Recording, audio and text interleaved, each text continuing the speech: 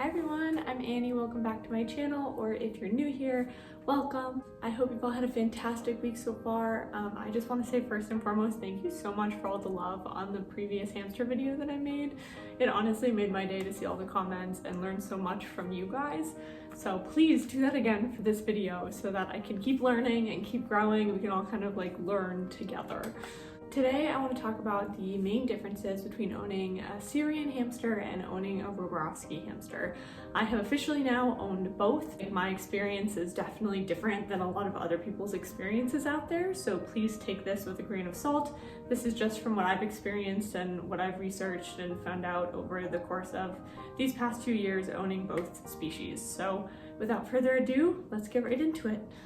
First and foremost, a little bit about my history of owning them. I owned a Syrian for about 2.5 years. His name was Gort. He was a long-haired Syrian.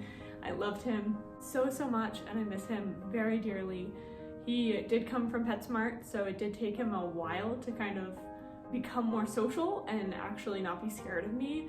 And I also realized I got really lucky with having him for a full 2.5 years. I feel like usually with like PetSmart animals, I hear bad experiences with them and how they randomly die. So I feel like I got really lucky with having him for the full 2.5 years of his life. This past October, as many of you probably know from my other video, I did end up adopting a Roborovski hamster. His name is Oreo. Here are some pictures of him. He was from an actual adoption service. He was in a rescue foster home before I adopted him. And they did make me aware that he was with a home of children before he came to me, and they actually had given him up because he was biting a little bit and not good with the kids, and of course you wouldn't be good with kids when they're trying to like grab you, and that's how I found him. So I've kind of sectioned off the main differences between like setup and equipment and then socialization. So let's get into the differences in the setup and equipment. One of the biggest things that I realized when I first got Oreo is that he needs twice the sand bath, if not triple the sand bath that Gort once needed. So I originally started off with getting one of the big Night Angel sand baths, and I put that in the side of his enclosure. And then I realized soon after I got him that he spent the majority of his time in that sand bath. And so I said, okay, I need to get something else for him other than just that one sand bath. So I actually ended up taking a Night Angel platform, and I bought a bunch of little wooden dowels, and I used some non-toxic hamster safe glue or any non-toxic glue to line that platform with the wooden dowels. And then I basically just created my own sand bath using that. He also has been storing his food in the sand bath too, which I didn't realize they did. So he not only digs in it, but also stores some of his food in it. So I have to sift it pretty often. The other thing I realized was that the enclosure needed to be more crowded for Oreo. He's definitely a lot smaller, and I realized that Robos tend to be a little more shy, and I'm assuming that's just because they're so small. So honestly, anything that small would feel threatened by anything else around them. So I'm assuming that that's why, but I needed to make the enclosure a little more crowded. I bought some more branches and logs and sprays. I scattered it throughout the enclosure. One of the things that the foster family actually pointed out to me when I sent them pictures of my enclosure before I adopted him was that I needed to make sure that he was not going to get stuck anywhere. So because Robos are so small, I needed to make sure that he wasn't going to wedge himself in between something and then get permanently stuck.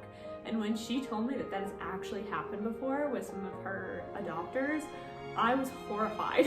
It made sure that everything was filled, all the gaps were filled with either moss or bedding, or the gap was big enough so that he wouldn't get stuck in it.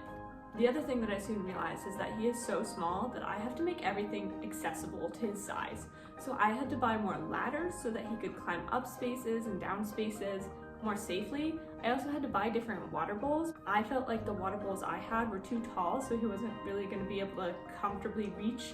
So I actually got little candle tea light containers, little glass containers, and those are his water bowls.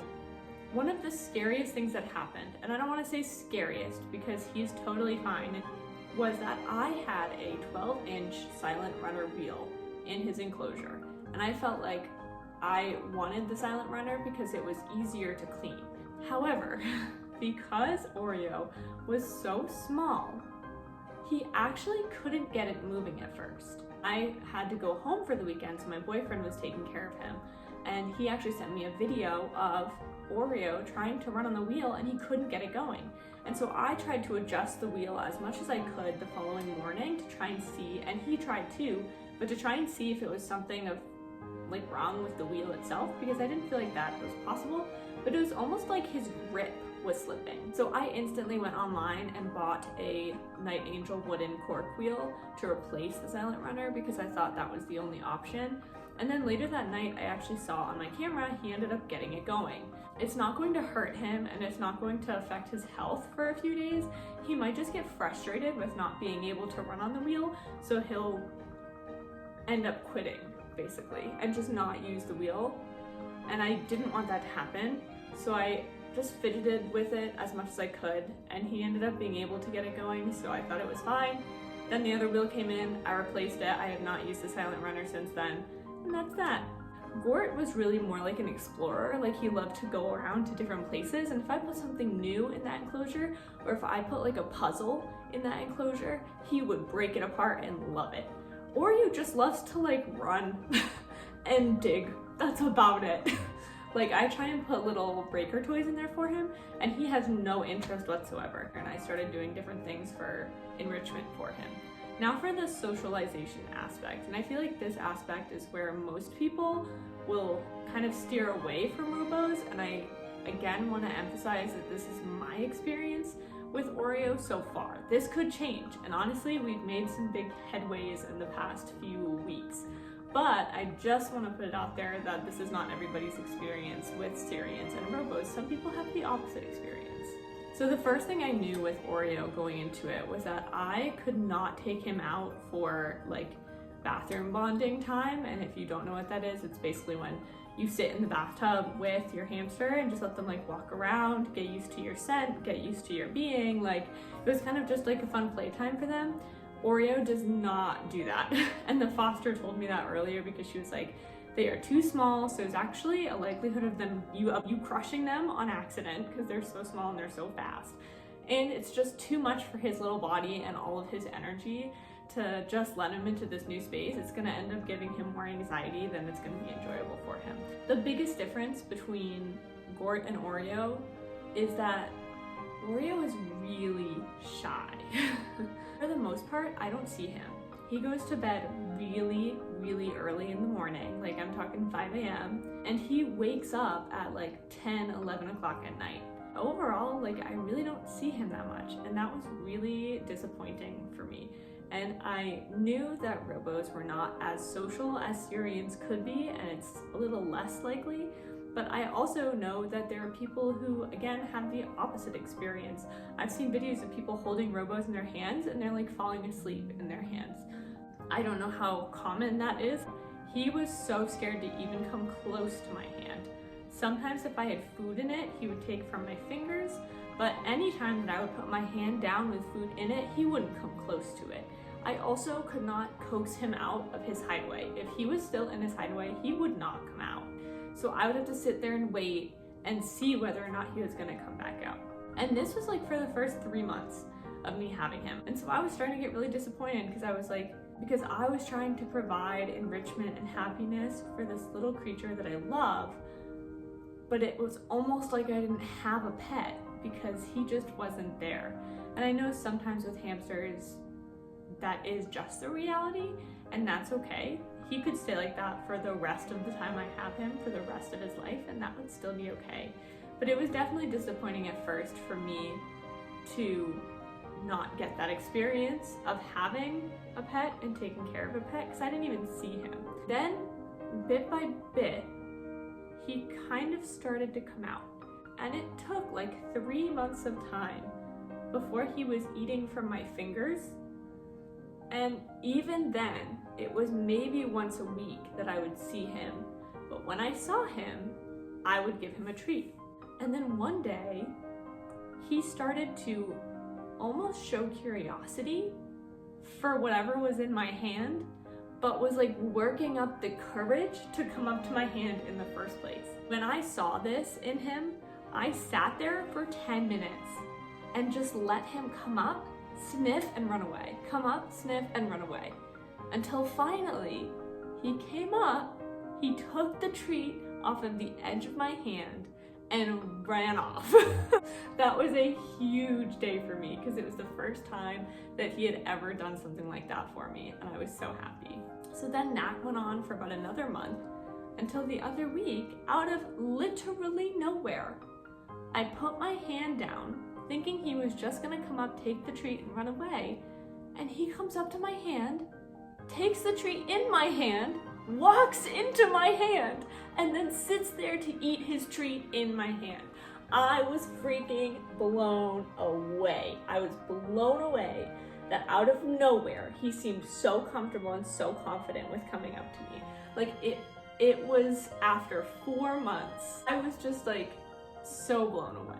So I'm just so happy that that happened. I think it gave me a lot of hope and it gave me a lot of happiness. So I'm just gonna try and take the little wins, I guess. With Gort, that never really happened. Like, he was, after the first few months, totally comfortable. I'd take him out for bathroom bonding. I would sit on the floor. He would crawl all over me. There was one time he literally went into my shirt and like just sat there. It was so fun. Their socialization is completely different. And I haven't had Oreo for all that long either, so that could change in the next few months. We don't know. My experience with Gort has been completely different than my experience with Oreo. I'm not saying that these are the differences between them all the time, but this is my experience of having and owning the two of them for the past like 3-4 years. I've enjoyed having both of them. They're just really different from each other. I don't know if I can say whether or not I have a preference in terms of what breed of hamster I have. I think I would honestly need to own a few more to really understand what I would prefer, but I think everybody's different, and I'm gonna be totally honest, Oreo is freaking adorable. Like, he's definitely one of the most adorable hamsters I've ever seen in my life. He's just like a little bean. He's a little circle, and he just loves to sit there, and his little like spot underneath his eye is just the cutest thing ever, and I just love him dearly. So as much as I know he's struggling to kind of come out of his shell a little bit more than Gort was, I've loved having both of them, and I genuinely would own both of them again.